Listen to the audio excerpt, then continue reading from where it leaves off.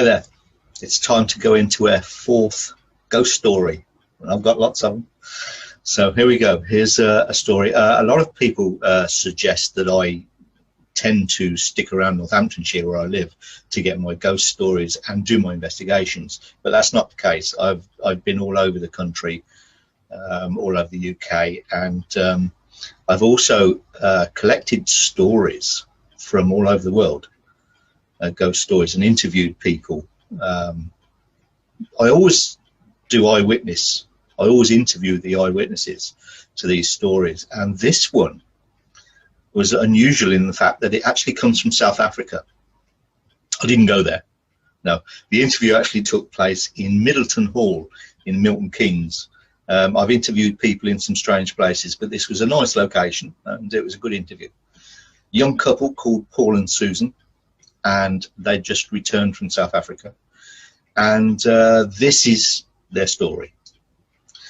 So some years ago, Paul and Susan had decided to go to emigrate and live full-time in South Africa, and so they'd moved across there, and they'd found a bungalow, a large bungalow, which they shared with another couple. They rented when they first got there, and this bungalow was on the outskirts of Durban. It's quite remote, it was on the outskirts, so they were okay. There was a good couple. The other couple worked full-time, Paul worked full-time, so Susan was sort of on her own in the bungalow quite a lot. And she noticed, they'd been there a few weeks, and she noticed that things were starting to happen.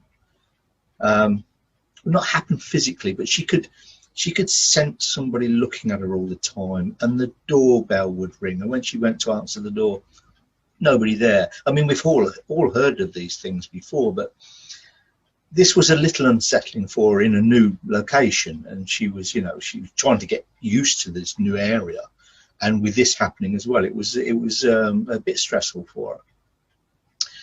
And it went on for a few weeks. And then it started to escalate a little bit. These things carried on happening, but then she started to hear noises, banging and crashing noises from the living room.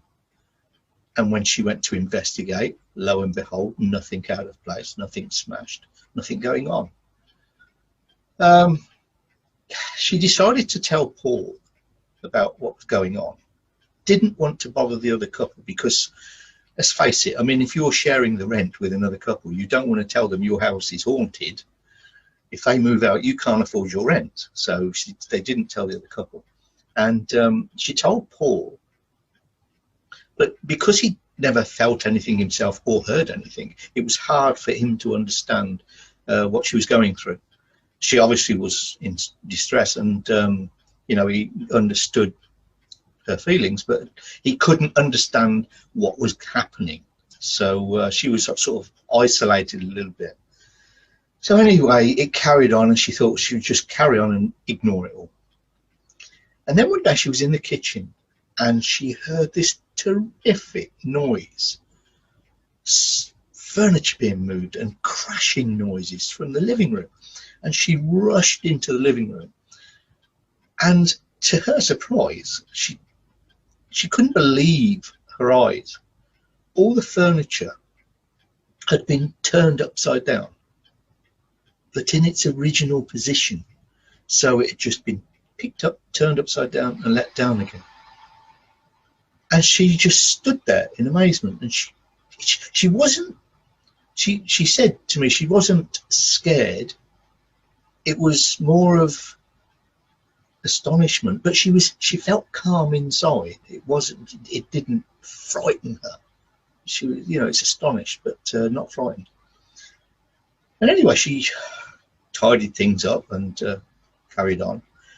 But she told Paul, when he got home, she told Paul what was happening, what had happened. And he said, look, if it happens again, just call me. Or leave it there, just call me or leave it alone so I can see it when I get home. And she said, well, I'm going to call you straight away because I want you to see it straight away after it's happened. So anyway, the following day, it happened again. So she called Paul straight away, and he came home and he could see it. And he was absolutely dumbfounded. He couldn't understand what was going on whatsoever. And so it intrigued both of them. So they decided to do a little bit of digging around the local area about the bungalow. And another thing that sort of worried them a little bit was the person they were renting from, when he picked the rent up, came and collected the rent, would always say, "How are you? How are things? Are you fitting in well? You know, do you like the area? You know?" And at first they thought, you know, this was sort of friendship, if you like, or common courtesy. But then they thought, no, this is strange. So they started to do some digging in the local area, sort of thing, to find out what was going on, or the history of the location, the bungalow. And while this was going on, one particular night, they were both laying there fast asleep, and all of a sudden, Susan was woken by the sound of a baby crying loudly. And she sat up straight in bed and looked around, and there, at the bottom of the bed, was a baby. And it wasn't on the bed, it was floating about 2 feet above the bed. And Susan just sat there staring at it. It was crying. She could see it was visibly in distress. And she put her hand down to Paul to wake him, but he was fast asleep, so she looked down to wake him, and as she looked back, it had gone, and the noise of the crying had gone as well. So anyway, this was a step a bit too far. So she said, right, we really do need to find out what's going on. The following morning she had a discussion with Paul. He said, yeah, well, we agree, we're going to push this to find out what's going on. Still not telling the other couple.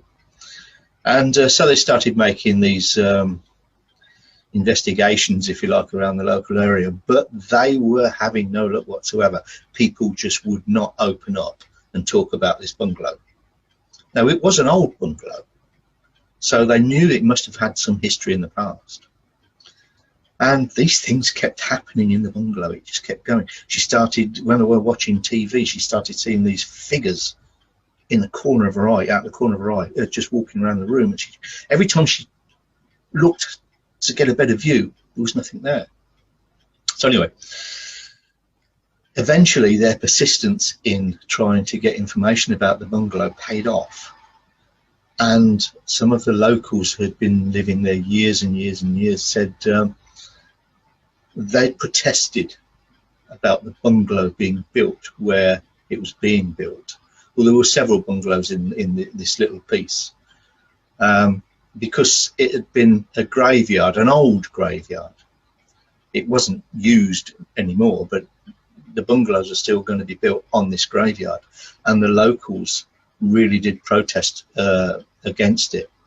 And to the point where they sabotaged the building, the buildings being put up, they sabotaged it twice.